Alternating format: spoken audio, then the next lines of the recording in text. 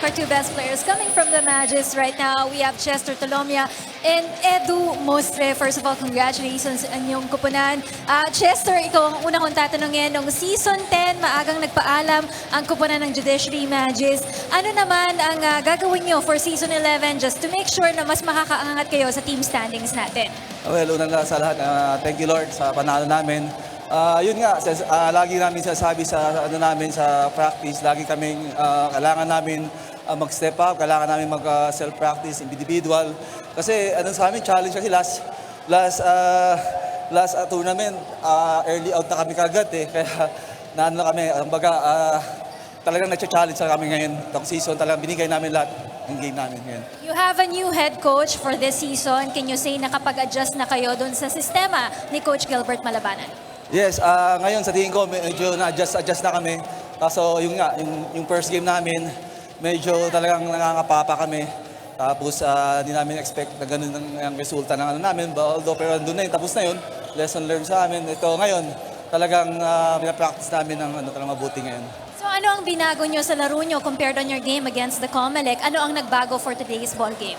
Siguro yung aggressive namin ngayon, kaya pinapakita namin. Saka yung depensa talaga yung pinaki sa amin ngayon. Medyo maganda yung pinapakita namin depensa. Medyo kulang pa rin ngayon. Pero siguro by next game, siguro sana tuloy-tuloy pa rin yung namin. Maganda pa rin pinapakita namin. Okay, Chester, babalikan kita para sa iyong mga greetings. Dito muna tayo kay Edu Mustre. Of course, congratulations. Napakagaling mo, napaka-focus mo sa larong ito, especially on the fourth quarter. Anong ginawa mong paghahanda personally on this game? Sabi kasi ni Coach, kailangan namin mag-effort pa sa depensa para maganda yung pensa namin. Kasi tiwala namin sa kay Coach na maganda yung pinakita namin. Susunod yung mga kalaban dito, ang kupunan ng AFP Cavaliers will be next week na, no? O next Sunday po yan. So, paano nyo paghahandaan dito, isang malakas na kupunan ng AFP? Siguro, back to basic naman kami. Trust the process na kami kay Coach Gilbert, kay Coach MC.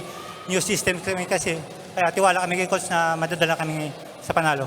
Edu, go ahead sa mga gusto mong batiin at pasalamatan para sa larong ito. Binabati ko yung asawa ko, si Jai, yung anak ko, si Latrell, na sa Morong Bataan, yung father-in-law ko, yung nanay ko sa Bacolod, yung mga kapatid ko, yung dati kong boss, Justice Edwin Sorongon, yung office namin, yung Court of Appeals, yun na po. Alright, maraming salamat. Chester, ikaw naman sa iyong mga greetings.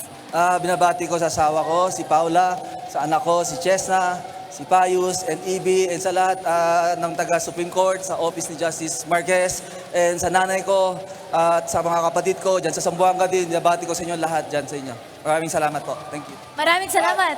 Happy birthday kay Vinci. Happy birthday. Thank you. Alright, thank you so much, Chester Tolomia. Edu Musre, ang ating best players of this ball game.